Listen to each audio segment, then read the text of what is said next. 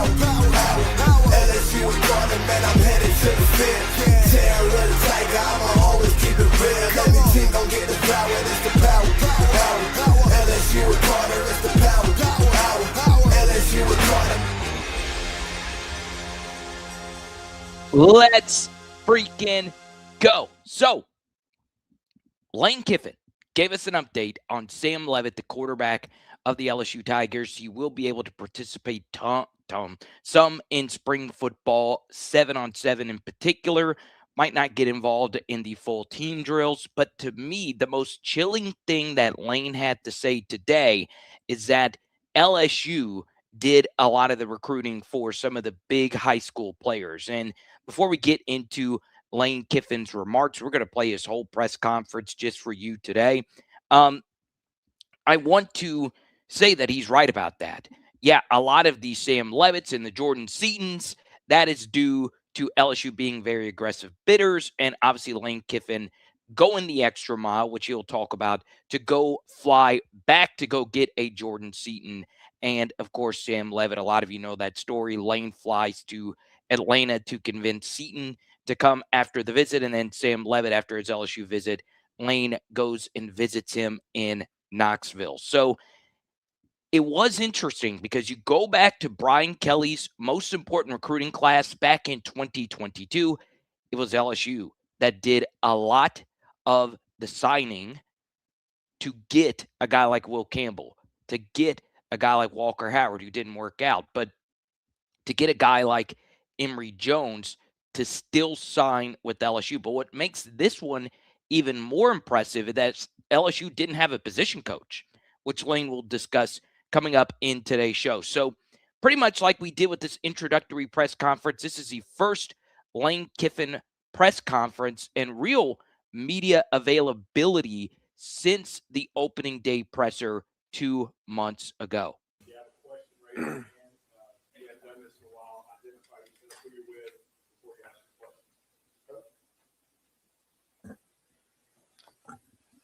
All right, so kind of non-traditional signing days nowadays in the way that they're set up. So this really is kind of just a recap.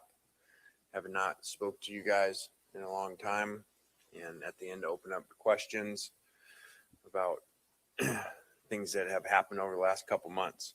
But you know, as you look at the class, when you combine the high school class and portal class, which I think kind of the way you got to look at it now, almost if you were in the NFL and you took the draft class and the free agency, if they were the same time of year and you looked at them together, I feel like that's kind of the way to look at it now as you remake your rosters each year. So it's kind of crazy to think about 3 new quarterbacks, 4 running backs, 10 wide receivers, 9 offensive line, 2 tight ends, 6 defensive line, 2 linebackers, 3 defensive backs, and 3 specialists. So, and that's not obviously counting the numbers of players that were here that were potentially leaving and re-signed here, which now is obviously a part of it too. So that's a lot of numbers.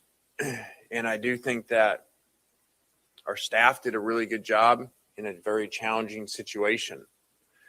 Now, luckily we were recruiting to LSU and all the great things with that made us able to put together this class, but that was a challenging time. You know, it's been discussed before, the calendar is what it is. And, you know, to try and put together a staff at the same time of trying to keep the current players immediately before the portal open, as they were preparing for a bowl game with the previous staff, and then just kind of uncharted waters by our staff, a number of our staff offensively going back and forth between the playoff run at the last place and then trying to put together this group here. So I do get really excited when I think about, okay, these are a lot of really good players, a lot of really talented players coming together and whatever rankings, number one portal class and that stuff. To be able to do that with all those challenges, to me, even excites me even more as you look to the future of LSU and what we'll be able to do as we're here for a full year. And we've been able to recruit the high school kids and especially in-state kids to have the relationships there to make the high school class even better than what it was. But then as you look at the portal, to have our own players, and really over the time since the portal has come about, basically where we've been for the most part, the players that we want to stay when the portal opens stays where we are on our roster. So that really excites me because I think we were able to do all this with a really good staff. Billy, general manager, did a great job in transition here, including a number of people in the building, especially in the recruiting department, that were able to help us in the transition and do a great job. To be able to now look into next year and have all that set, what everybody's roles are, and what they're supposed to do in that, really excites me. So where that puts us now is that we have a really talented roster. Does that mean we're going to win games? Not necessarily. Does that mean they're going to be a great team? No. We have a lot of work to do now. We had a team meeting this morning right here a few hours ago and talked a lot about that. So y'all came together and came from all these different places, okay? But now you've got to put all that aside and you've got to be able to work for the betterment of the program and the team and to put all that together. And that'll be a ton of work for a long time now in this offseason. Defensively, obviously keeping mostly the defensive staff allows us schematically over there, not much change, but offensively, we have all the new players and a new system to put in here. So excited about the work ahead. One of the good things, obviously, about all of this change is that you do have a lot of really talented players. So that is a big challenge to be able to say, okay, can we put them all together so they play really well? And, we've been able to do that really the last couple of years at the previous place of a ton of turnover, especially last year. And this time a year ago, having a much different roster and turnover and all kinds of players go to the NFL and I think 2 returning starters, and we're able to do what we did. So this is a great challenge. Glad that we're here doing it. The whole town was amazing in recruiting to help bring all these kids in, and the hospitality that they showed them at the hotels, restaurants, on campus was unbelievable, and they could feel it. There were all kinds of meetings at the end of the official visits when you talk through, okay, what did you think about your experience, parents, the players? And they said, really, it was amazing. The LSU experience and the Baton Rouge experience and how they felt coming here to visit was a huge part. I know a lot gets played about NIL and those things, but a ton of them talking about a huge part of why they came here is the way that they felt on their trip here to the city of Baton Rouge and to LSU, how they treated them. So, long opening statement. Obviously, my favorite thing is that Lane Kiffin said the previous place. There is no need to call that other school by name. And I understand it would be fun to create an LSU versus Ole Miss rivalry that matches that of potentially the game or the Iron Bowl, but Ole Miss would actually need to win something of relevance for us to get to that point. But still, and of course, Ole Miss's top rival is Mississippi State, and the Egg Bowl is one of my favorite rivalries of all time. The truth, though, is Lane said, look, a lot of you are here from all around. It is time to deliver. One thing you will see, though, throughout this press conference, and it could just be a political answer, but I truly do believe it. If you've been following this program for a long time, you know it, that LSU did quite a bit of the heavy lifting when it comes to this recruiting class. I do want to include one very interesting note. College football insiders have different styles when it comes to their reporting. But there is a reporter by the name of Pete Nakos with On3, and he spoke to quite a few college football general managers and industry sources and all of that. And he said that the anonymous general managers that he spoke to, they said that USC, Texas Tech, Texas A&M, Oregon, and Miami spent the most on their 2026 recruiting classes. Notably absent is LSU. So could that mean that LSU spent less in those programs? Maybe so. But the fact that LSU wasn't mentioned is very interesting. But we continue here with Lane Kiffin as we get into the actual question and answer portion of this press conference. We also say hi to H-Town Creole, Jared, Dakota, LA Mom. Let's get to it. You talked about in your introductory press conference back in December that the financial plan here was different in those other offers that you had. What was it about it that was different, and how did that influence what y'all were able to now do with this roster? Yeah, great question. I'm not going, nor will I ever really get into the details exactly, obviously, of the resources and the breakdown and how we use them. But just felt in the plan that there was a really good plan here in place and an alignment from the top down about how that would, how the resources were here, and then the plan of how they could be structured within those contracts in order to sign the players. And thought that there was a really good plan in place of how to do that. So number one, the resources to do it, which is important, like I referred to, but then a plan of how do you use the resources, which is not our expertise contractually, and NIL contractually with third parties. And then to combine that, which I think what is our specialty is the evaluation of the players, because again, you can have money, just like you've seen in any sports and salary caps. And do you evaluate the guys really well? Do you not just get the top end guys? Do you get the next tier, and do you get them for really good deals? By the way that you evaluate them, by the way that your scouting department evaluates and your coaches. And I think that's our specialty. So putting those two things combined, I think puts us where we are. Hey, Lane, Garland Gillen, Fox 8 in New Orleans. A few weeks back, right before the portal was closing, you talked to the Baton Rouge business community. You said this could be the greatest transfer portal class ever. We still got some work to do. And right after that, you got Princewell and you got Jordan. You've been around this for a little while, the transfer portal. You think you've amassed the greatest class of transfer portal era? Well, I think talent-wise, probably is. Now, a lot of that, too, is also the numbers. The volume helps that when I make that statement,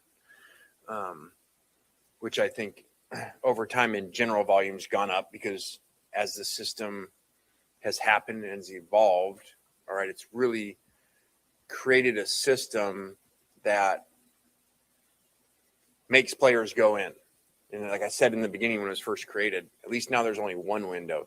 You basically had created a system that was 2 times a year as a player. So I don't blame them. And I said, eventually there'll be a lot more of them that 2 times a year you can opt into free agency. So no matter how you played, no matter what your contract structure is, imagine in professional sports, let's just take the NFL, that there's 2 windows a year that you can opt into free agency to either come back and get paid more or to go somewhere else and create a more competitive market for you. So I think that created a lot of these numbers being higher to where when I say, okay, probably would be the best ever on paper, part of that is the numbers and the volume too of it. And we had a lot to replace, by coming in, and part of that is some players' decisions to move on, maybe because they felt a certain way of the previous staff versus the direction we were going. And part of that is our decisions too. And so I would like to say I never come up and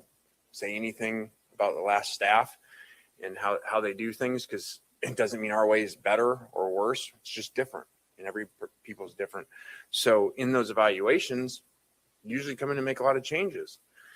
And especially if the program made a change, and fired a staff because they didn't like the direction of the football program, which is what happened. So I know at first there was a lot of skepticism about so many players going in the portal, but I just looked at it and it was like, okay, what's my answer to you as the fans and media too, if we just kept the same players? I mean, we are good coaches, I think, but we also, don't have magic dust too, so we changed a lot because there needed to be changes. Same within the building. Just means it was done a different way. And I just think that's part of being a head coach, an experienced head coach, that you come in and you look at things and you make really hard decisions, roster wise, building wise, that are in the best interest of the program. And one of those is the employees in the building, and one of those is the players. Hey, Lane, Glenn West, 24/7 Sports. All right, before we get to Glenn's question, really good reporter, by the way. So I wanted to preface Wilson's question about the NIL with that Pete Natko's report. Now, once again, Pete just listed those schools. There's not an official ledger like there is in the NBA or NFL over who is over the apron, who spent the most, luxury tax, and all that stuff. But it is interesting, right? Because Lane just kept going back to the brand. So, yeah, LSU very well could have spent the most. The bottom line, though, is that we did spend quite a bit.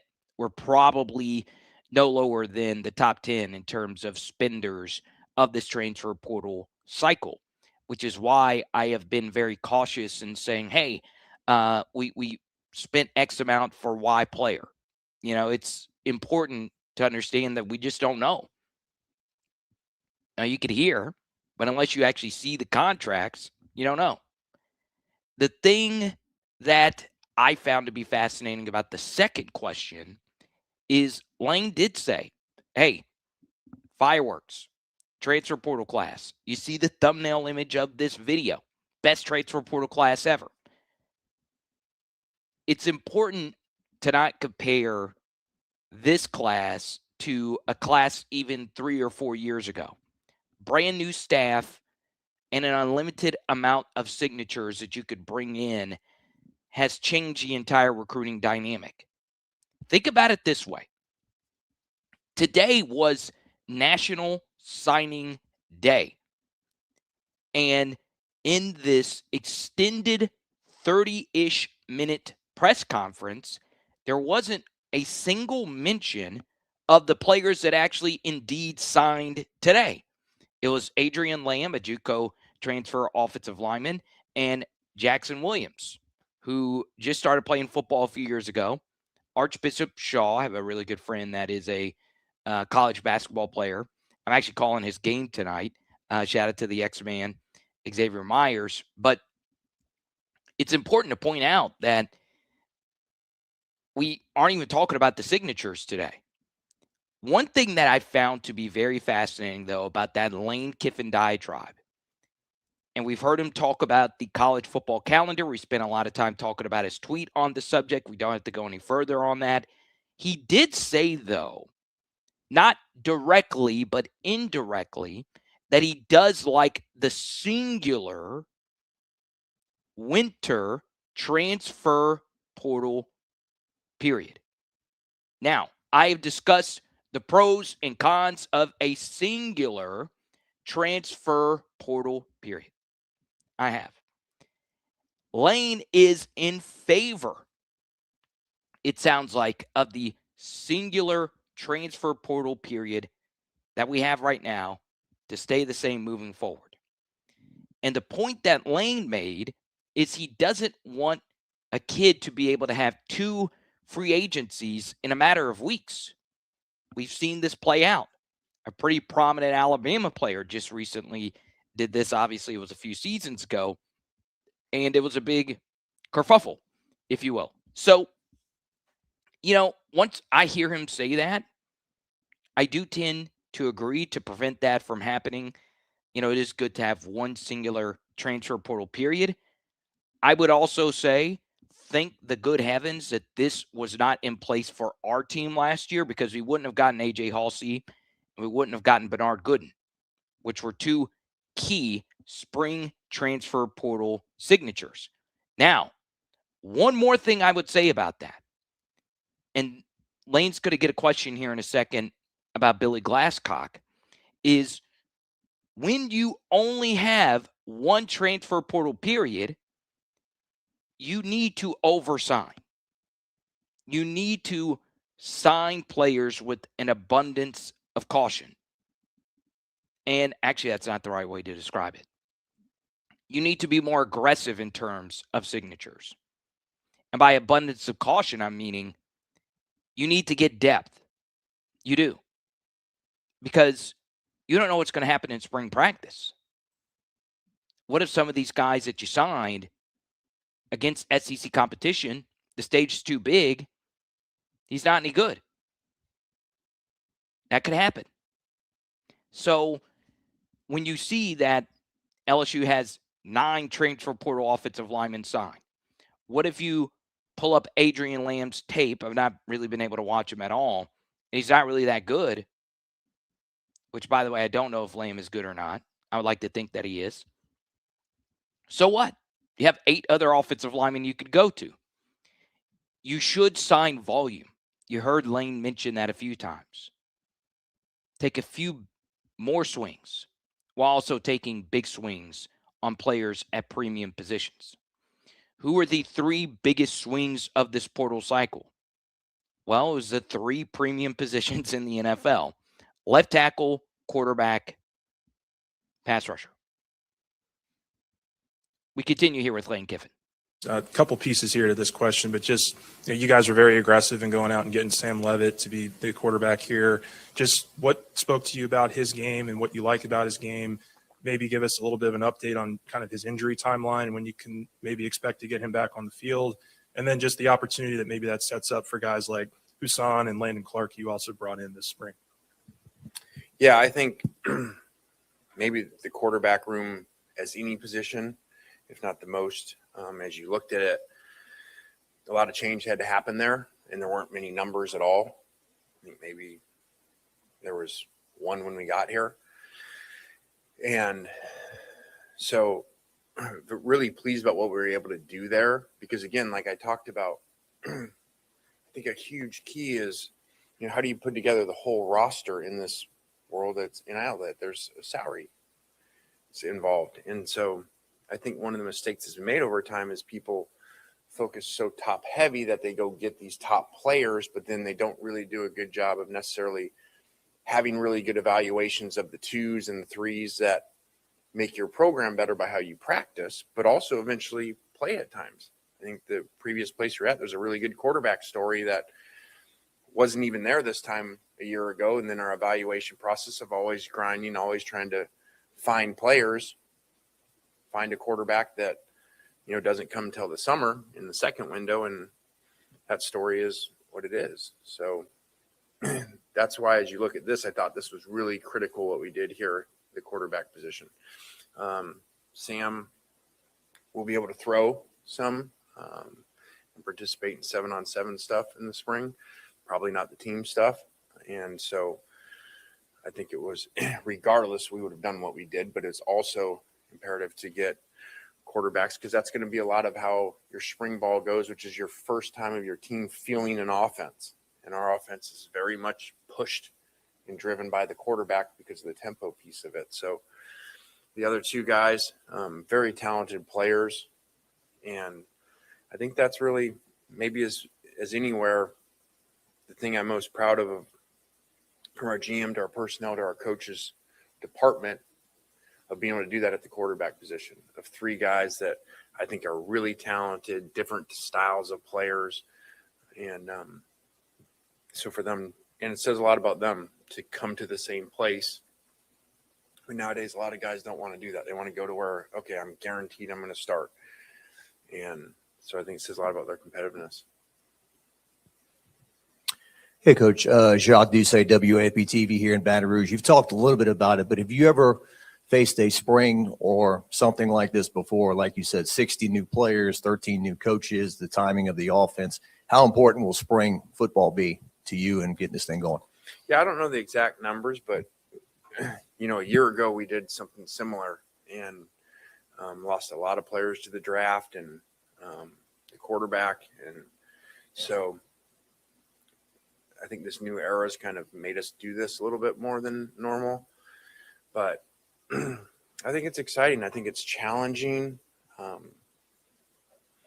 which I talk a lot about, as I've gotten older and how important it is to get out of comfort zones in life and to challenge yourself versus sometimes, things are just set and this is an easier way to do it. And you just go, you go an easy route.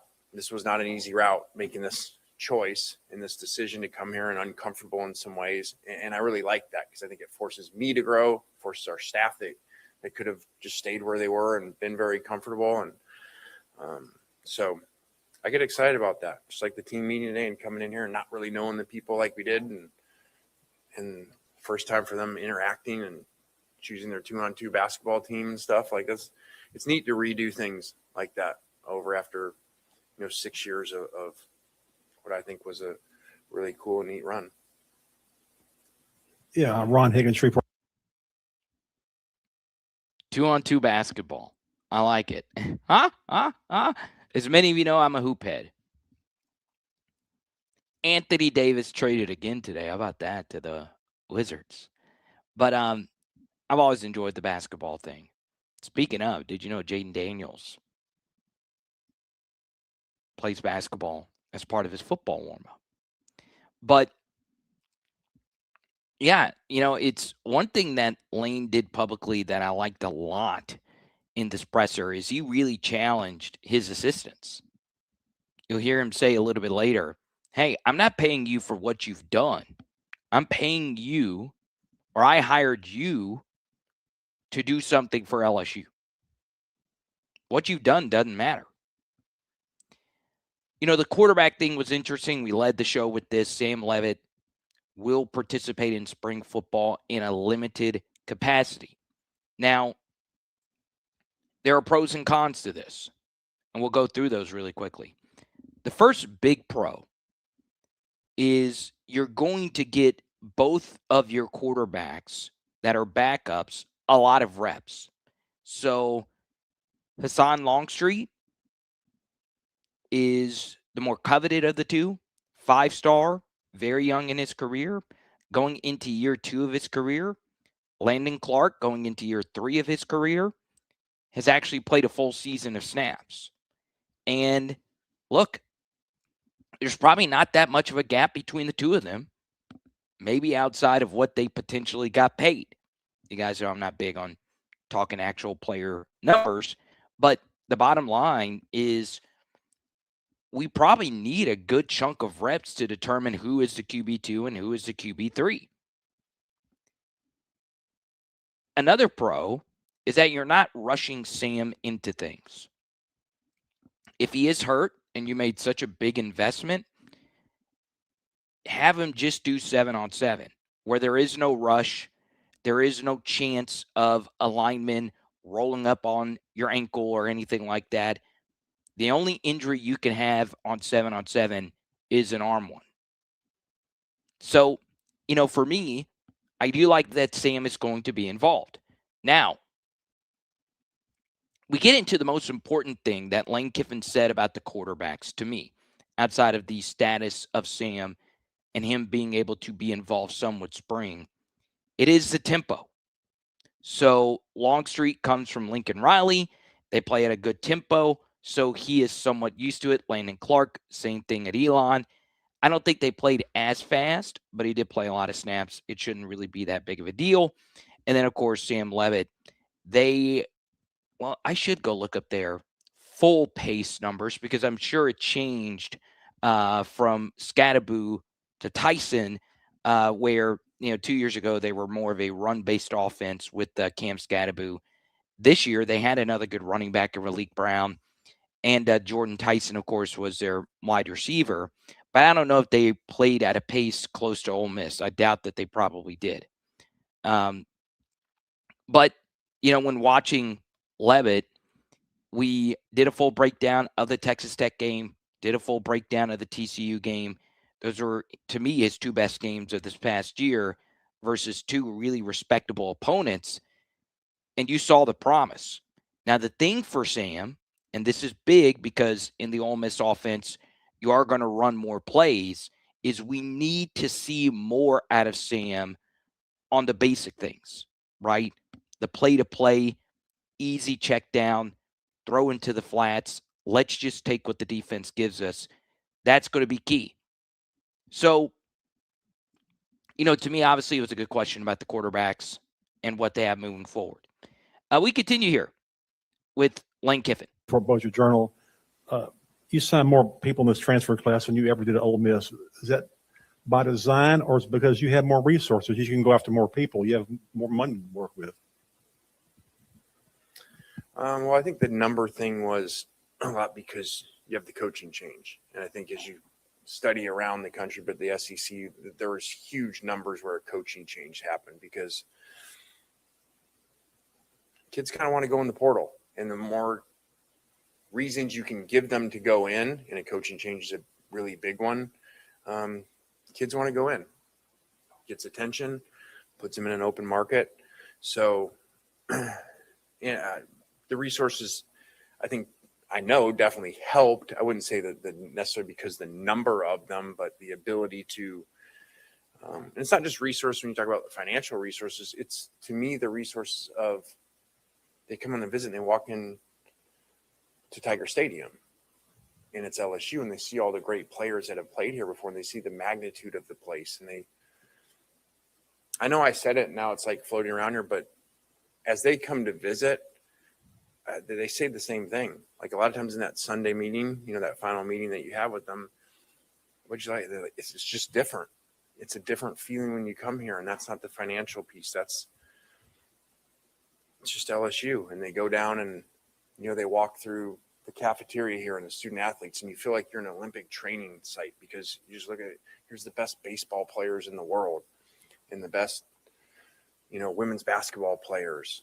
And it's just a feeling that they got around here. And I don't know if that's really considered resources, but that's a tremendous value into these guys deciding to come here. And I think it kind of, someone asked the other day about, you choosing the right players to come into your culture.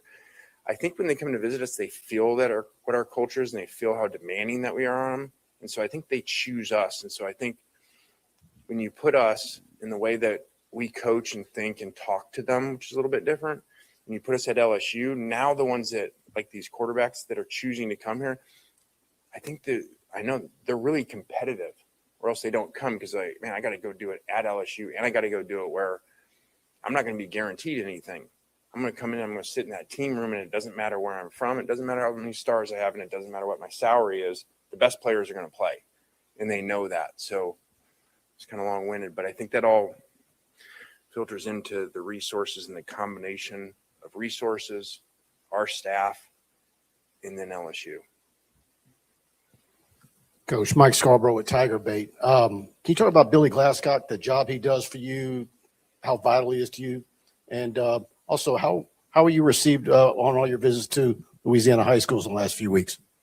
Yeah, Billy does a tremendous job. I think nowadays, it's not just nowadays, for a number of years now. And I think that I would like to think that people would say I was on this before other people were, that the value of a GM and how important it is. And it's been for a number of years, but especially as these contracts came into place. But I think, people want to ask a question about playoffs, maybe that's going to come and everything. And I always point to that. Really, if you want the answers of how to do something in college, usually just look to the NFL. They've been doing it a long time, and they do it as well as you could possibly do it in all areas. So I think when you talk about general managers, the same thing. Why would you not have a general manager that helps run the entire building, okay, with you? And if you look at, I think the best runs in the NFL over time is it's head coaches and general managers that work together. They're not placed together. They work together, okay, and they're on the same page. And Billy and I now, after being together a few years, it's worked extremely well. And I know that I can go get on a plane, your second question, to go to schools and go recruit. And I know everything's going to be handled extremely well in this building. And usually the decisions are going to be made exactly how I would think to make them, of things we've discussed, or he calls and we talk about it. So I think it's a tricky dynamic, like it always has been in professional sports, of the right makeup with the and power dynamic of the general manager and the head coach. And for us to just be together, be on the same page, and be able to have put together now rosters the way that we did, and now come here and turn this the way that we did, at least on paper so far, is awesome. So I think he's as good as they come in the entire country. The high schools here, it's been great going to them and receiving the feedback. And I've always enjoyed over time coming here and recruit, and just the people. I used to always say, it's like they love football, and everybody says they love football, but the high school coaches here and the people in the school, like, they love football. They love coaching football. They love coaching the kids. They genuinely care about the kids, something that's kind of gotten lost a little bit. And so it's awesome.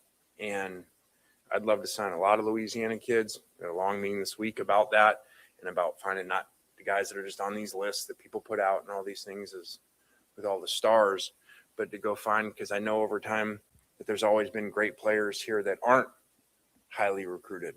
And a lot of that's because they're really good players, but it's because of their makeup and how they're coached and the way they want to work, and they just want to get better, and they just want to go work out as long as they can in there.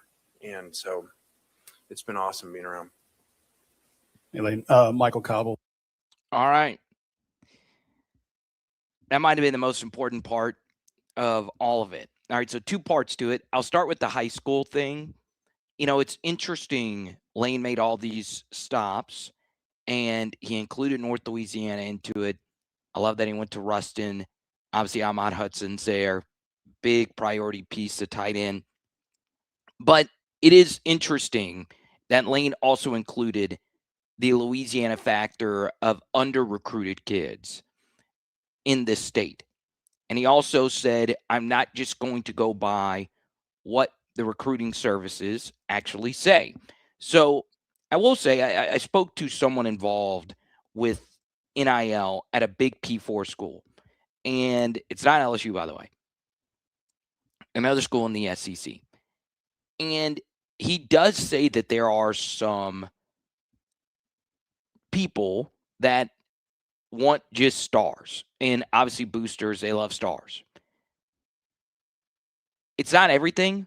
I do think the recruiting services has gotten better. I do think with the way that the transfer portal works now, there is truth to not signing as many high school kids. But you did hear Lane just say, hey, we're just not going to sign the 5-star high school kid. Now, let's take Jackson Williams, for instance. Once again, it is rare on signing day that over a long press conference and just on social media in general, we're not actually talking about the kids that signed. You know, Williams is way down. I mean, way down. The recruiting service rankings. Way down. So, now pull up his specific ranking. He is the nationally ranked 1,445th ranked recruit, 125th ranked safety, 103rd, 163, 122. That's what Rivals, 247, and ESPN all have him ranked. That's for his own position. So you can see that LSU still believes in the 3-star. And if you're a patron, you already know this research. But we, as a school, defensive back 3 stars have hit at a bit of a higher clip than 3 stars at other positions. Obviously, most recently, PJ Woodland. And before that, Jay Ward. I want to throw it back to Morris Claiborne and Jalen Mills and so on and so on. Defensive back has always been a 3-star sweet spot. Imagine if we would have signed our Darius Washington. That was another North Louisiana 3-star that we made a mistake not getting to LSU. So, you know, it's interesting that Lane brought that up. And it is interesting that there actually was a lot of sweat equity that Lane and the staff put in to visiting pretty much every corner of the state of Louisiana, and not just in Louisiana, going to Duncanville, going to the high school that Kwan Lacey went to, which obviously triggered quite a few Ole Miss fans. So I did like that. Now, the Billy Glasscock thing was interesting because, I had a lot of questions about why LSU didn't retain Austin Thomas, and Austin Thomas was with Ole Miss. Did it have something to do with Austin leaving Ole Miss to go to LSU? Is that why Lane didn't retain him? And then, the first night Lane was in, there was a moment with Austin Thomas, and now he's back at Ole Miss and all of that. What I've consistently been told is that a lot of it was Lane's relationship with Glasscock more than Lane telling Austin to kick rocks. Maybe I'm wrong on that, but if you've been with a guy, a general manager like Billy Glasscock, and you've built the rosters that Ole Miss has built, I want to go full screen here before we go to the next Lane question. Remember, the 2024 Ole Miss defensive roster was so loaded. I would say over the past decade, especially if you exclude the elite schools like LSU, Bama, and Georgia, there's not been a better defense than that 2024 Ole Miss team. They were loaded. And a lot of that was Glasscock. All right. And Lane talked about in that little diatribe about Billy is that they were a little bit of ahead of the curve with that class. We said it at the time. Man, they're getting Walter Nolan to sign early. Man, I would have happily seen LSU pay $500K to bring in Walter Nolan. I mean, that's about as sure of a thing as you're going to get in the portal. A defensive tackle of that caliber. And he tore our asses up. So, they were a little ahead of the curve with the GM stuff. And honestly, he was the first one to ever hire a general manager. And ironically, that was Austin Thomas the first time around. But, I can't state enough how important it is to have a GM. One more thing I like about Glasscock is he is, to me, a coach at heart. He actually knows a lot about ball. He has worked in many of personnel departments. Hell, this dude worked at NC State. You know how good you have to be to scout talent at a school like NC State? You're the third biggest brand in the Carolinas, which is a very fruitful state, as a lot of you know. We are definitely in the market for South Carolina and North Carolina players at a high school in this next cycle. We talked about it yesterday with Jaden Boog Bryant and Joshua Dobson. And by the way, for our members, YouTube members, we put out some raw Joshua Dobson highlight footage. And last night I actually sat and watched Joshua Dobson for 2 hours. Found full games versus his best competition in high school. And when I tell you athletically, when it comes to flipping his hips, he is fluid. Not many kids move like him, but he's still a prospect that, once he puts it all together, he is going to be really, really, really, really, really good. But, for me, and he already is good, but D1, P4 good. I listened to a lot of interviews he did as well. Very impressive kid. I cannot state enough. If I was in Lane's position, the first and most important hire I would have made is my general manager over OC, over DC, over anything else. It's that important to me. So we'll see how Billy does. Obviously, he did a fantastic job with this class. It's hard to argue to the contrary. All right, we'll continue with Lane. Quick break from our friends at Labor Therapy. Are you missing that sweet swing? If pain is holding your golf game back, you must check out the full simulator at the Lafayette location of Labor Therapy Center. Yes, Chase and his team built this simulator to go along with a full set of programs catered to your needs. Yes, This entire team at Labor Therapy worked hard to fix that back, your elbow, shoulders, wrists, knees, toes. It doesn't matter. At their Lafayette location, 337-981-4053. Call today. But what if you don't golf? And what if you don't live in Lafayette? No problem. They fixed anything therapy related. Book today, labortherapy.com, with locations in Carencro, Youngsville, Morgan City, and Crowley. Labortherapy.com, LABORDE therapy.com. Let's go. TV here in Baton Rouge. You talked so much about the evaluations and the need to make some changes. Nowhere was that probably more evident than along the offensive line based on last year's production. What have you guys found in your evaluations of your existing players and your new players that gives you confidence that this offensive line will be what you want it to be? Well, we haven't got to coach them yet. And so, now on all these evaluations just on paper, okay, about how they look, how they see, and then obviously the evaluation on film of their previous places. So I do feel good about that. But now there's a ton of work to do as a team. There's never more work anywhere than on the offensive line when you bring pieces, because they have to work together way better than any other position. So that will be a big challenge.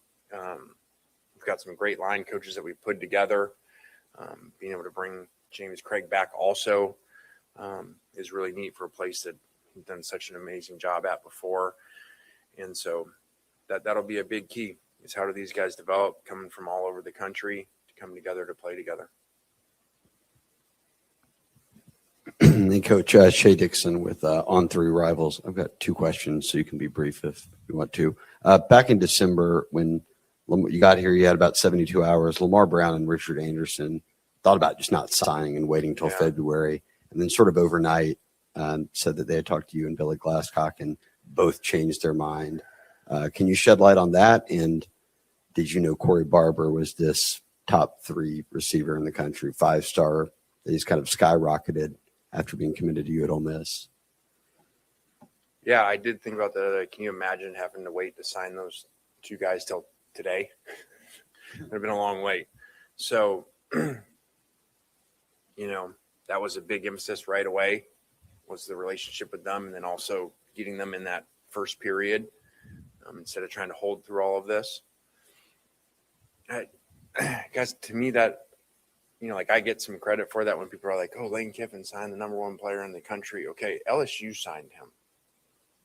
So I don't know of any other school, like when you take those 2, for instance, that we don't even have a D-line coach at the time, okay, solidified. And they still sign with LSU. That's not because of Lane Kiffin. That's not because Frank Wilson. Okay, that's the power of a place that they would decide to sign instead of waiting and having to see everything involved, because they both knew it was LSU. And that's why they were committed before Lane Kiffin got here, or Billy got here. Again, it's a big reason why we're here. When you have a place that can do things like that, that's that powerful in the way that kids think, especially for Louisiana kids, but in general, nationally, that's a place you want to align with. And then you want to do all these other things we've discussed, but to have that brand with you makes a big difference with that. And then speaking, I guess, directly to you, what's been your approach, or did it click over time to say when a Leavitt or a Seton leaves campus and he doesn't commit or sign, that you say that's not good enough, I'm getting on a plane, I'm going to see him? That's not commonplace with coaches around the country. I don't know. I just know how I do things. There's a good and bad to it. I'm extremely competitive, and I don't really do well with no. So that just makes me more competitive when someone says no. So sometimes that happens in recruiting. They say no. But I think that's my job. That's my job to LSU. And kind of on a different note, when people ask about the social media and why do you do it, everything that I do is for the place of where I coach at. Turn me That's up, school Coach. for those players and those fans. And that makes me not very liked a lot of times by other ones. And so Tell the It's the haters. same in that. Like my job, I'm hired here is to go sign the best players, regardless of whether that means I got to go get on another plane or find a plane and show up somewhere and walk through Knoxville Airport, to find the guy. And that's just kind of how I work. And I like that because I think that wires in really with Louisiana people, because I think that's how they think. Like, Yes. no job's too small. Let's and go. Find a way to go get it done. So I think it's a good match. There we go. Turn me up, Coach. Chesson Boucher with NBC. Turn me up, Coach. In the words of Larry the Cable Guy, get her done. Look at that face. Look at that face. That's a brother that's locked in, baby. Get her done. Now, it is impressive that Lane Kiffin, a man that has accomplished so much, is still willing to humble himself, get on a plane, and say, we need you. And as much as the brand he gave credit to, which of course are those 3 magical letters, as much as the brand helped Lane during this process, I do want to show some love to Lane's brand. You may not think it, but 850,000 Twitter followers. Him calling Lil Boosie twin.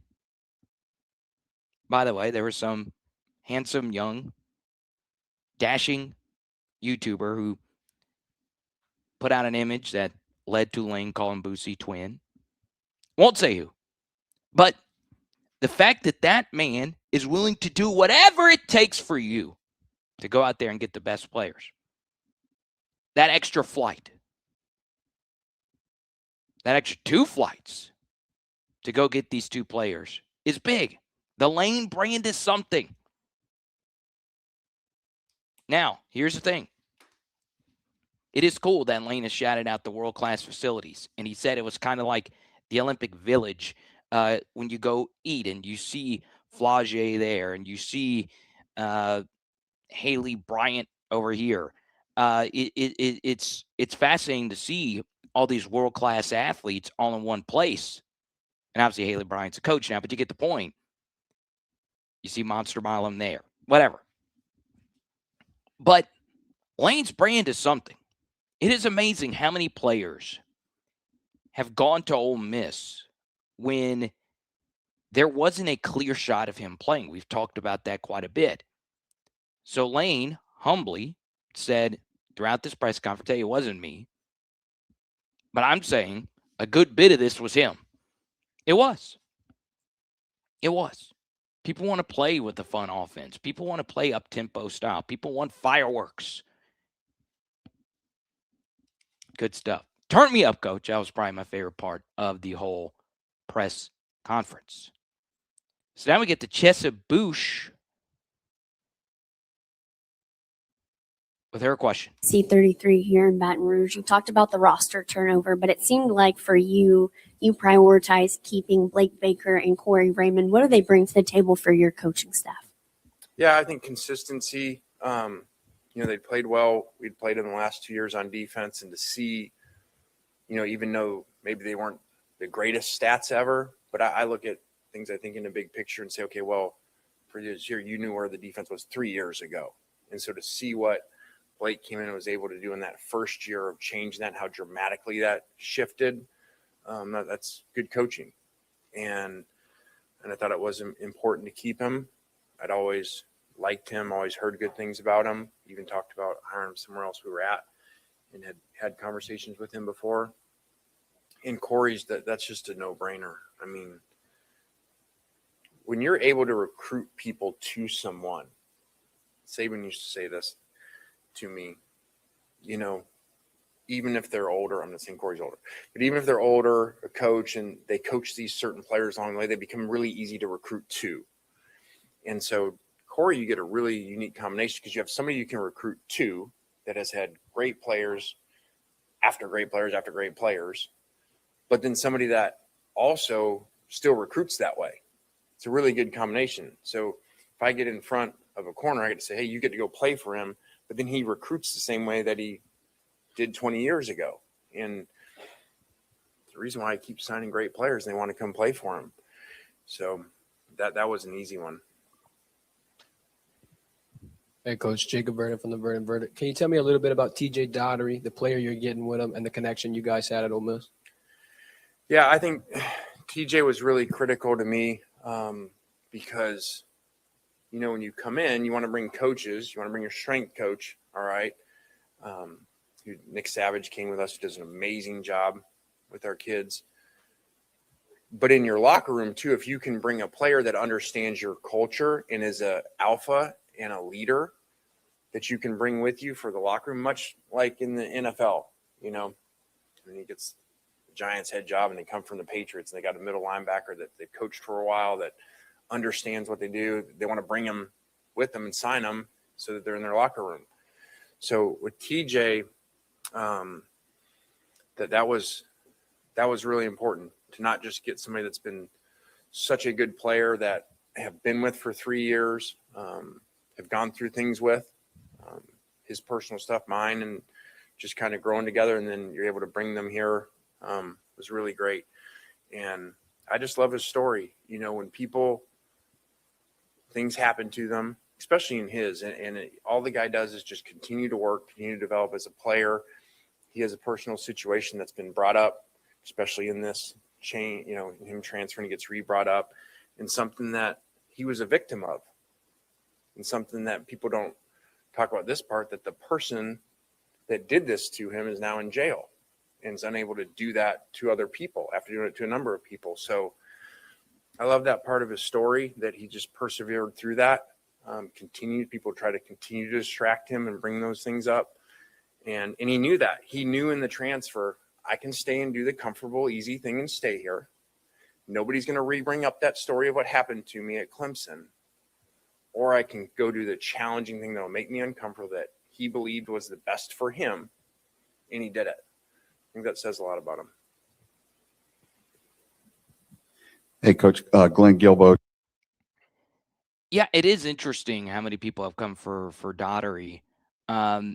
You know, there's been a lot of just crazy rumors outside of the legal stuff that Lane was referencing about Daugherty not wanting to come here because green dot, helmet, all this stuff. I just care that he's here and that he's played a lot of snaps. And obviously, there were some ups and some downs, but I keep pointing out that he played basically 150 more snaps than any other defender on that Ole Miss defense. And then to Chessa's point, obviously, she was talking about Corey and his ridiculous rise to where he is now. And, yeah, Corey has been phenomenal. I have my skepticisms of him coming back to LSU, but he's back to LSU form.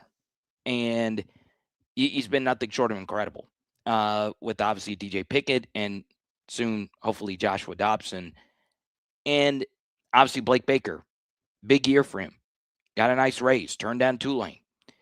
And this will be the single most important year of his career. And now his job got easier, and it also got harder. It got easier because the LSU offense won't just be pure ass. It got harder because it's going to be hard for any player on this defense to reach the individual greatness of Delane and Halsey next year. Obviously, Pickett has that in his range of outcomes. Whit Weeks, if he's healthy, is as good as those two. But, you know, those two had sustained excellence for the entirety of the season. Can we get that from not only them, but can we get a superstar emergence from one of these five-star defensive linemen? Whether it's Dominic McKinley, who's flown under the radar, or obviously Prince Will's going to come in with more pressure than he ever has had before. And then, of course, Lamar Brown being the five-star defensive lineman alongside Richard Anderson. And we talked about them a little bit earlier. We continue with the Lane Kiffin Press Conference. Tiger Rag magazine. A lot of this portal class is is pretty young. I think about 20 of them are sophomore or younger. How confident are you that you can keep those guys, including the ones who don't play or don't play much at all? Yeah, I think that's why I say this is all exciting. All these players coming together, and I know there's a lot of excitement around the program about all the players coming in, and the fan base is extremely excited. The thing that I can say that excites you even more is like we really are just getting started, and it will even get better. Like you said, a lot of these players are young that we signed. Okay, this isn't going to be one of these just senior-laden teams.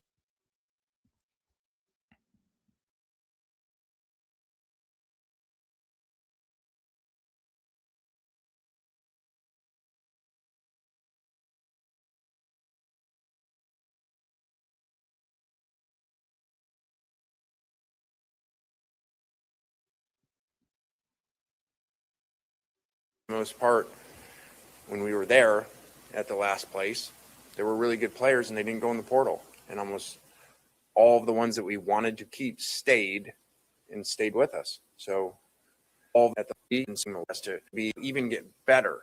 My So bad. a lot I of these done players muted. are young that we signed. Okay, this isn't going to be one of these just senior-laden teams. Okay, like you see a lot of times, it has to totally be recreated next year. You know, there's a lot of youth on this team, a lot of really good players, a lot of really good juniors coming up.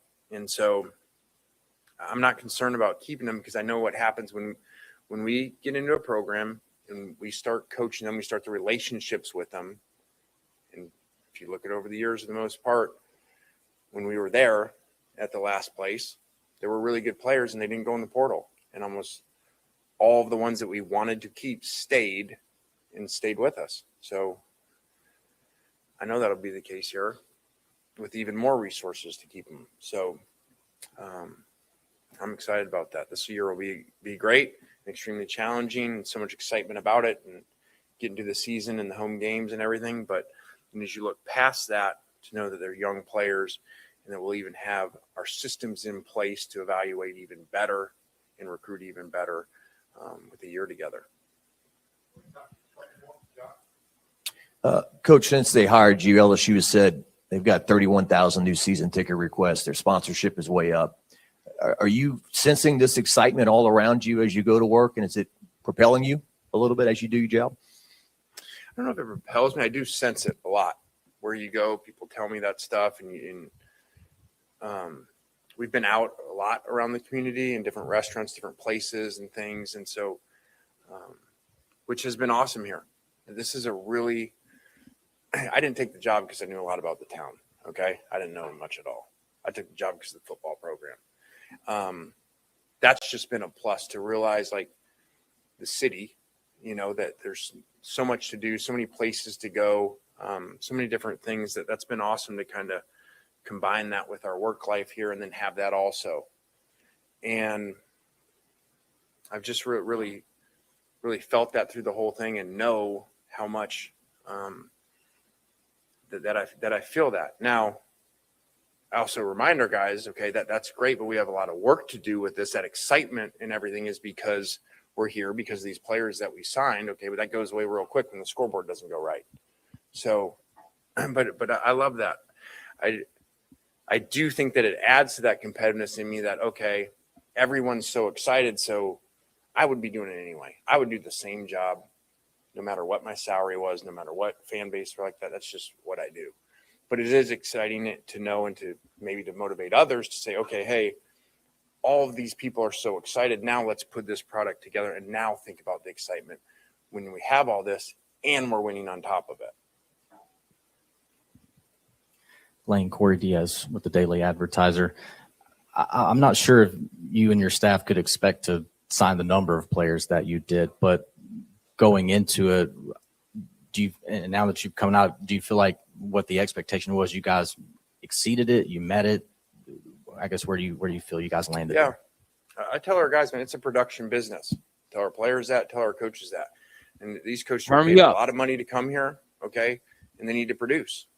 And so the first thing that you can do is the signing of the first class. And so if you're paid all this money, all this buildup of the hiring, and, we went and got them, and you had all these places to go, all that stuff, okay, that's great. That first press conference is cool and everything. All right, but where's the production? Yeah. So again, the final Turn me production is up. obviously the winning on the field. Well, we can't win the game today, but what you can win is the roster and the recruiting. So yeah, this is what's supposed to happen. If you go get a staff and pay them what you do, you expect a lot. No different than these players are sitting here and we go pay a player a lot. We have a lot of expectations for them. They need to produce. I told them today, I told the staff yesterday, I told the players today, you guys may have these salaries, okay? Don't sit around and think, okay, well, you have this salary for this coming year because of what you did before, okay? No. Because you won this before, you were this good player before, or you coached these What do you do players in next? position last year. Tell them, coach. Okay? This salary is for the work you're supposed to do. You're getting paid each month moving forward. That ain't because of what you did before, because then you can just sit around and you won't be very good because you'll keep saying, well, I earned that. No. You got to go earn this every month. Let's go. All right? And that's why you're here. And that's the way I try to get them to look at it. Turn me up, coach. That is a way to end a press thanks. conference. Talking my shit. Let's go. I try not to curse on the weekday live streams, but you can't get more turned up than that. I don't care if your bank account now has 6 zeros on it. Show me what you're working with, coach.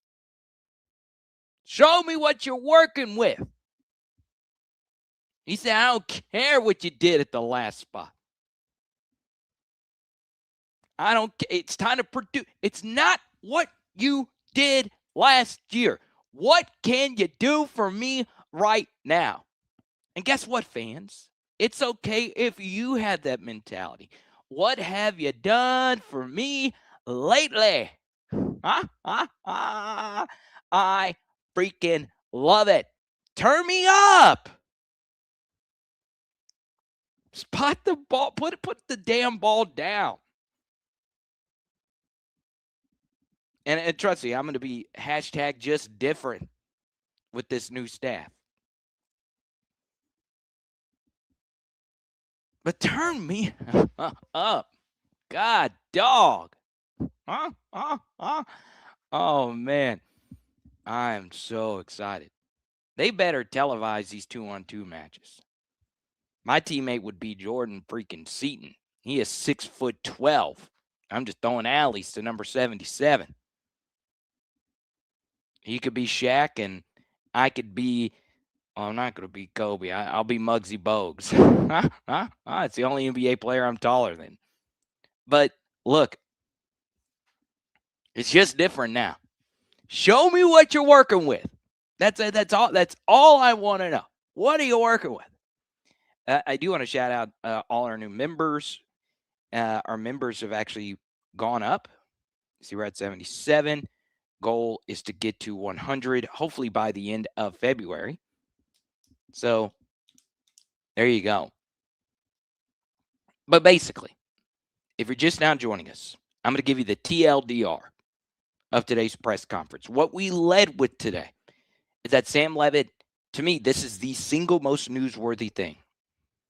Sam Leavitt will be available during spring in a limited capacity for 7-on-7 and no team drills, probably no team drills. No need to rush them. And then, of course, the overall vibe of this press conference was good. You know, it's interesting that Lane in the introductory press conference was a little bit more jokey, right? It was the Ed Orgeron joke with the Go Tigers, and it was, just a lot of funny quips. But you notice in this press conference, this was about business. A lot of Brian Kelly press conferences had a few little, jokes mixed in there. And unless you ask him a question that is kind of like of joking nature, he's going to give you a business answer. And one thing I will always say about Lane, and what he's done a really good job of at Ole Miss, he actually did a better job of this than I think than most, is that you do need to coach this era of college football different. and I talked about this with Lane's mentors. Who are his two big coaching mentors? All right. It's Nick Saban and it's Pete Carroll. One coach evolved all the way up until his retirement. Nick, he kept winning all the way up until his retirement. Pete has been fired twice, albeit at the NFL. Pete didn't change. Nick did. Y'all, with a radical change in the sport that we love of college football, you have got to change your approach as a coach. These kids have so much power. Well, we need to call them employees. We need the kids to unionize. Why would they do that? Why? Well, they have more power than they've ever had before. That's why you got to meet a Jordan Seaton where he's at. That's why you have to meet a Sam Leavitt where he's at. Fly to Knoxville? Fly to a place where everybody hates you? Yeah, to go get a recruit? Sure. And it did help out getting Satterwhite a backup offensive lineman. Seaton, of course, and Satterwhite could start. I don't know. And then, of course, Seaton, which, we referenced a little bit earlier. But, man, dude, I'm so fired up. Lane is about business. I was a little shocked that, the questions were so, it was so focused on the portal class and just the overall class, which, of course, is interesting with signing day. I thought there would be a little bit more funny quip questions. I want to shout out my guy, Chris Marler. He's joined the Baton Rouge media, and he always asks, questions that are kind of creative. And everybody asks great questions. I enjoyed all the questions. Shaves was very good. But we didn't get any Cookie Kiffin questions. Cookie's the real reason why we signed this class. Shout out Chris Kiffin. Has himself one hell of a recruiter. Shout out to Cookie. Shout out to the entire staff working their tails off. Really, really, really good stuff. I think the next big thing, and I don't know when the next Lane Kiffin press conference is going to be, but now we get into expectations. And I would have loved Lane's thoughts. We know what he has to say about the college football calendar. I was shocked there wasn't a question about that. But we know his stance on it. I would have loved his thoughts on the playoff. And if there would be one coach in the SEC who would be pro playoff expansion, it would probably be Lane. Number one, Ole Miss probably would have gotten in a 16-team field last year. And, it just makes sense. If you're going to go to a 9-game conference schedule and the playoff didn't expand, SEC is going to be in a really difficult spot. Now, my stance on it. I love that. You are about to be in, to me, for the most exciting year of LSU football since 2019. And, I say that because there was so much excitement going into 2019 because of the Joe Brady hire and the murmurs of the more wide open style of offense. But I am more so speaking about the SEC as a whole. This is going to be the single funnest SEC season I can remember. What have I always told you? In every industry, in the entertainment industry in particular, one of the most valuable assets you can have is scarcity. Whenever you shrink something or you don't expand, scarcity remains the same or it increases. So we added the amount of conference games, but the playoff didn't also add. So there is a scarce amount of college football playoff slots.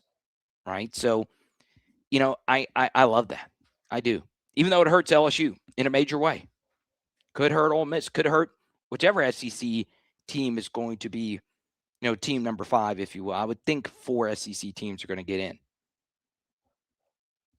Index Investing with Cole says, I love you. I love you too, man. LA Mom says, preach. Jared's about to get on the road from Pensacola and head home. Spectrum has been lit in the chat the entire time. With these kinds of press conference reactions, I'm not able to answer as many comments throughout the course of a stream. But I think we've had a scarce amount of comments in this one. Our viewers are actually been pretty good for an unusual earlier live stream. Part of why I moved the time to earlier is so we could go straight after the press conference. Also, your boy's calling a doubleheader tonight. I am on the college basketball grind tonight, calling 2 games. And I love it. I love doing play-by-play. So if you want the link, I could send it to you. Oh, y'all want to do 3? I like going live during the day. I really do. It's one of my favorite things to do. And I miss doing daily radio, like during the day.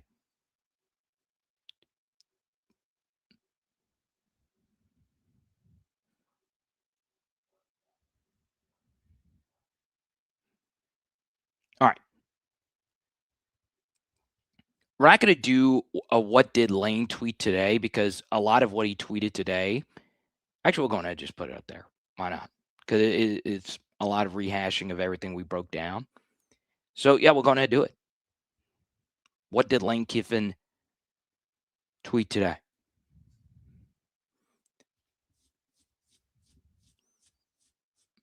Lane Kiffin says, just say no.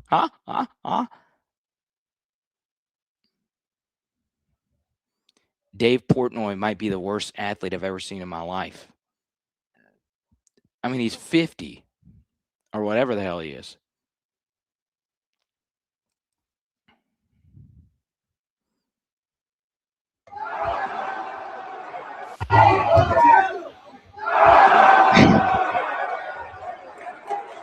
Look at the energy. Look at the energy. It's also a good Carrie Hilson song.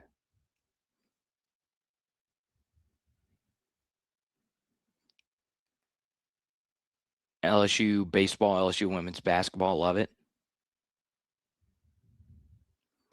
Lane Kiffin, that's the Sam Leavitt quote. And this is from Preston Guy. Preston and I have actually become better friends over the past couple of months, if that was indeed possible. Basketball goal there.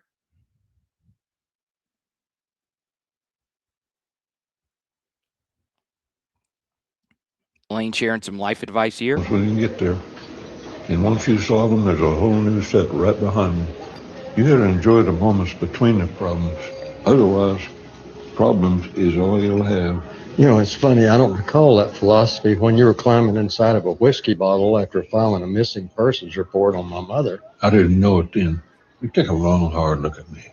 I'm a roadmap to living life wrong. But every time I got left, I'm going to enjoy. Actually, I don't want a copyright strike for playing something from a show, but I'm pretty sure it's good life advice. 13-year-old boy credits God for helping him swim 4 hours in the freezing ocean to save his stranded mother and siblings. I don't think it was actually me swimming. It was God the whole time. That's cool stuff. Good job, kiddo. I like that. More on the calendar here from Casey Smith. So I want to spend some time on this. All right. So Jamar Chase, this interception was ridiculous. I understand it's flag football in the Pro Bowl. That is Jamar Chase playing defense. I'm going to give you the other angle. The Travis Hunter of. Look at this catch.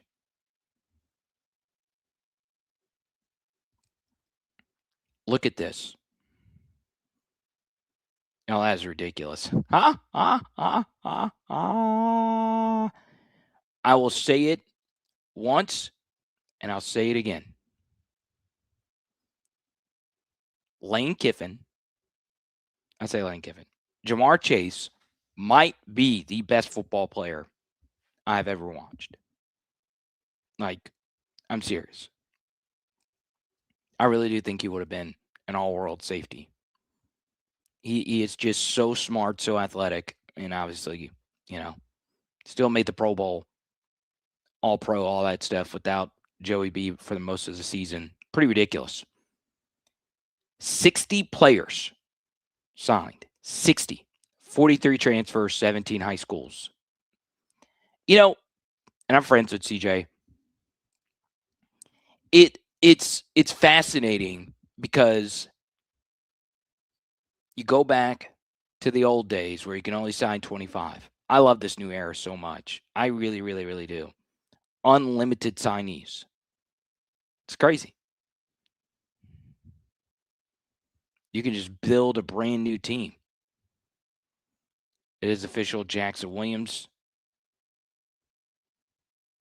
Lane Kiffin, blessed day. God, look at this site. That is absolutely beautiful, man. Looks like New Roads, Louisiana, baby. God's country. That is Point Capee Parish right there.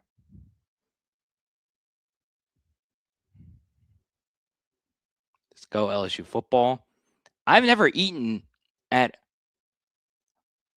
Homakasi. I'm a sushi guy too. Let's see.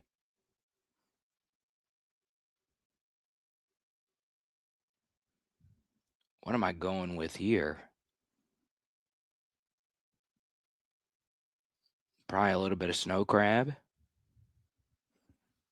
And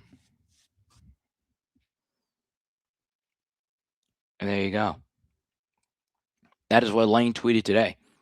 I want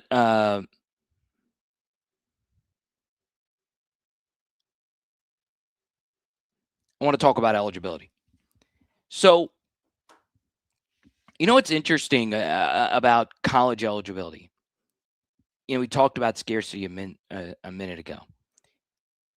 And I'll let you in on this. A few of my media buddies kind of sort of know about this, but I am working on a new short form recruiting project. I've already done 5 of these. And basically, I'm just looking at recruits from yesteryear. 5 stars, 4 stars, 3 stars. A lot of the players I have done evaluations of are players that are ranked in the 800s that would never see an LSU offer. A lot of these kids have gone to Toledo, and I've looked at 2 decades worth of recruiting data. And one thing that I have come to a pretty big realization about is you simply cannot compare college football 10 years ago to what it is now. I do think you could compare 2017 college football to 2007 more than you can compare 2017 to 2027. I really do feel like it has changed that much. Because, for instance, I was doing a breakdown on a defensive back who was a good player at Toledo. All right, so 3-star DB. He was from the state of Ohio, and he didn't get a whole lot of offers, and he ends up going to Toledo. And he goes there, and he is a 3-year contributor at Toledo. And he played right away. So he didn't get to redshirt, which, cost him an extra year of eligibility and an extra year of him playing. And he also didn't get to cash in on his 3 really good seasons of film. And I did a deep dive on this guy. Looked at his all-22, looked at his toughest matchups versus actual NFL players, the few times he would go up against that at Toledo. And he missed out on a gigantic payday because now that defensive back at Ohio, after his first year of having good tape, would have already been reached out to by an agent, that agent would have already privately started, shipping out his tape and feelers and all of that. And that kid would have a massive amount of a leverage on Toledo. And he's not going to stay at Toledo the full 4 seasons. Maybe he does, maybe he doesn't. I don't know. And that kid was very instrumental in Matt Campbell getting a raise. So I say all of that because it's just a different sport. It is just a different sport. So, for me, I just simply want people to know that. You just cannot compare what we used to do to what we have now. Now, the reason that's important is because every aspect of eligibility is being questioned right now. Every single small aspect of it. I will tell you up and down. There are, I've done 5 of these deep dives. I'll release it soon. It won't be on Power Hour LSU. It'll just be a separate random recruiting thing. And with all 5 of those guys, only one of them wouldn't have benefited with the rules that they are now. All right, so these were 5 different players of different recruiting backgrounds. And it blows me away how much the rules have changed, how much they've shifted. So now we had the Badako case going on. He's an Alabama basketball player. And then the single biggest eligibility case in the SEC right now, outside of Chambliss, is the Joey Aguilar case, because Tennessee's backup room is interesting. So Lane has been tweeting out that, hey, does Jamar Chase have eligibility? Does Justin Jefferson have eligibility? Obviously in a joking manner, but why not? I cannot state this enough. You have got to be careful if you're the NCAA and as a college fan of the can of worms that you can open up with this eligibility stuff. And what I think is going to happen is this will be met in the middle where you will have 5 years of eligibility when you first play college athletics. You'll get 5 years. 5 years to play 5. Bottom line. End of story. No exceptions, no rules. You get injured, boo-hoo. So we don't have to do this redshirt juggling. That is probably the simplest solution to all of this. And Ronnie, you're the best. Thank you so much. It's the simplest solution. There's a philosophical term called Occam's razor. What is the simplest solution to a complex problem? And to me, the easiest thing to do would be, hey, you get 5 years. What you can do with those 5 years, it's up to you. You want to twiddle your thumbs for 5 years? Do it. The moment you first sign to play college athletics, you have 5 years to play those college sports. That's it. So I think that's what's going to happen.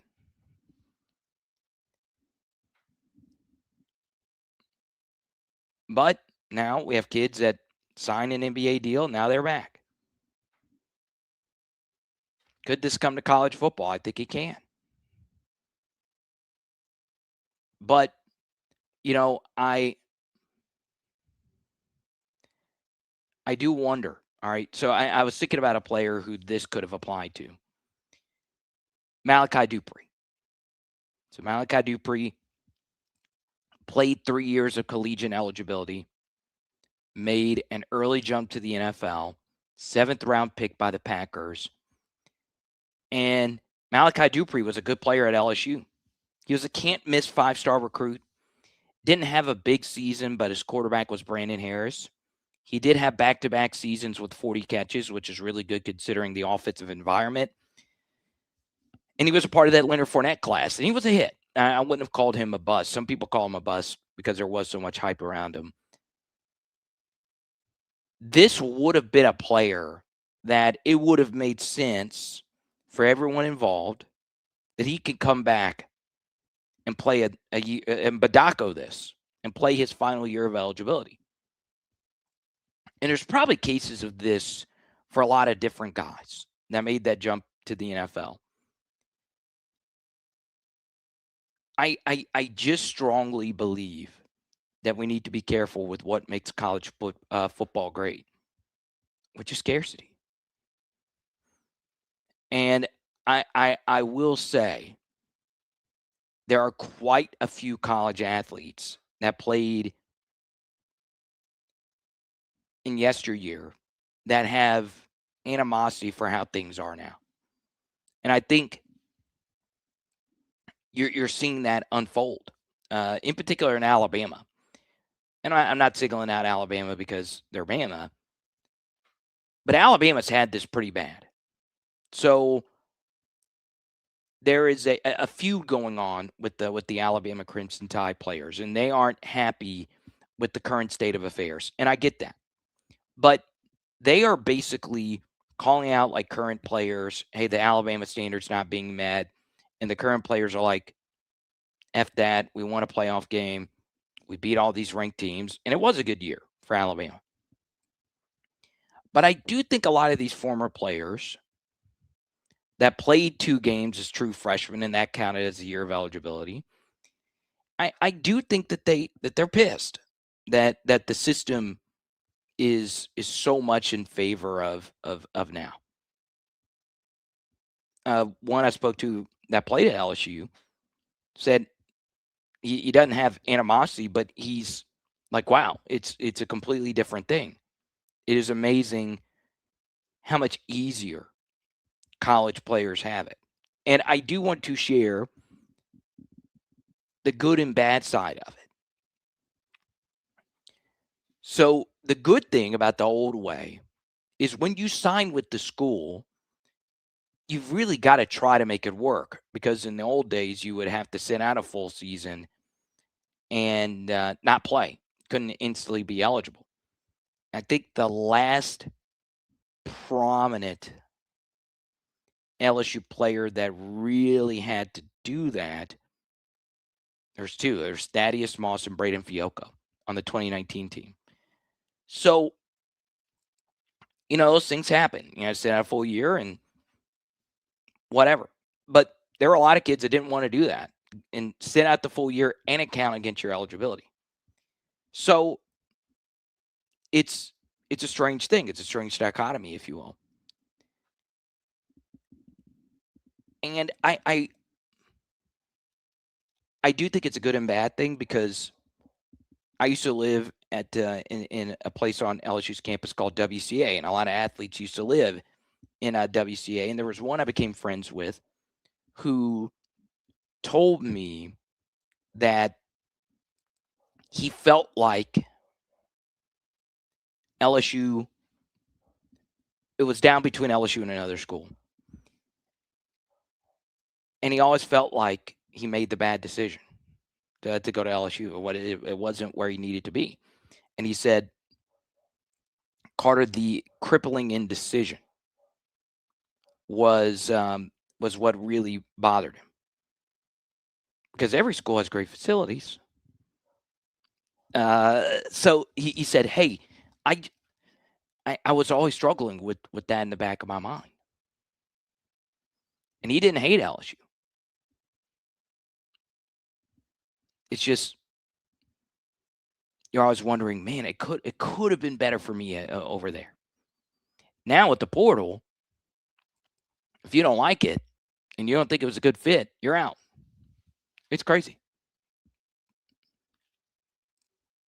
So Ronnie, thank you so much. LSU Monster, thank you so much. All right, we'll answer a few more here.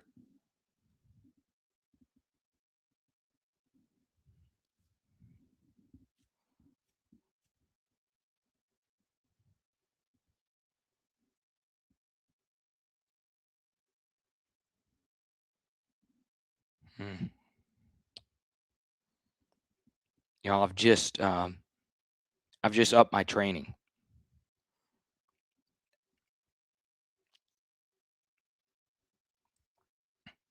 I am training harder than I ever have before.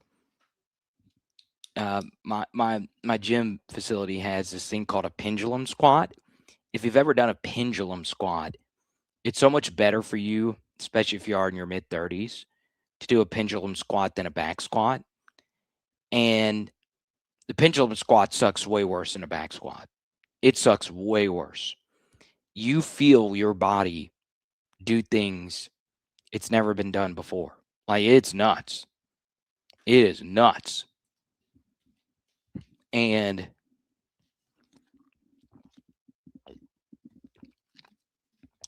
I used to think back squats were the worst. But I've been using Chat GPT, Grok. My guy Samuel give me a little bit of one-on-one coaching. If you want the same one-on-one coaching, hit me up and get you a consultation with Samuel. He's done a lot of work with me in my form on Bulgarian split squats. Just trying to get my body where it really needs to be for me to reach my athletic peak. I'm in my mid-30s, and I feel like I've never been in better shape. Like, it makes me want to go, especially with all this Lane stuff, it just makes you want to go play. Football, soccer, I used to play more rec league soccer, pickleball, whatever. But I have never been more motivated to be in the gym. Never. I don't know. I really don't know if it's a Lane thing or not. But this is I'm basically at my high school weight right now, which is crazy. And once I got to LSU, I never really got like beyond chubby. But dude, I freaking love.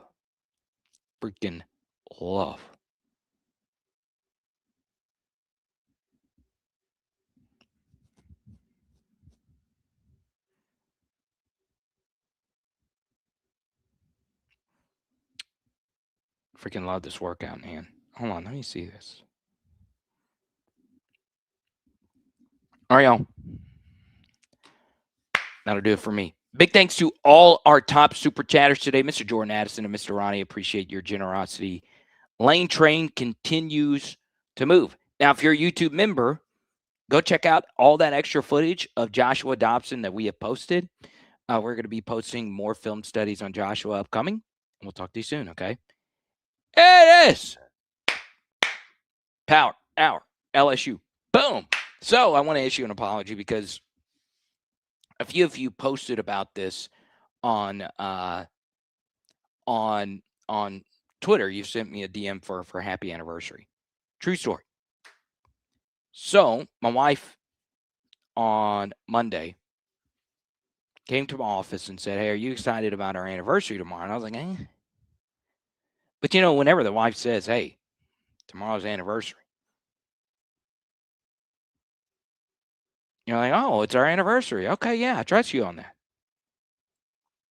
Congrats on getting told yes for a date. You do your thing, LSU monster. Turns out our anniversary was today, 2/4. So we had already posted our anniversary stuff on social media. And yesterday I had to let her know, hey, we had the wrong date. So, of course, I posted again today. Why not double up on the likes? So, fellas, celebrate every day like it's your wife's anniversary. And tonight we are doing pastrami sandwiches. Let's go.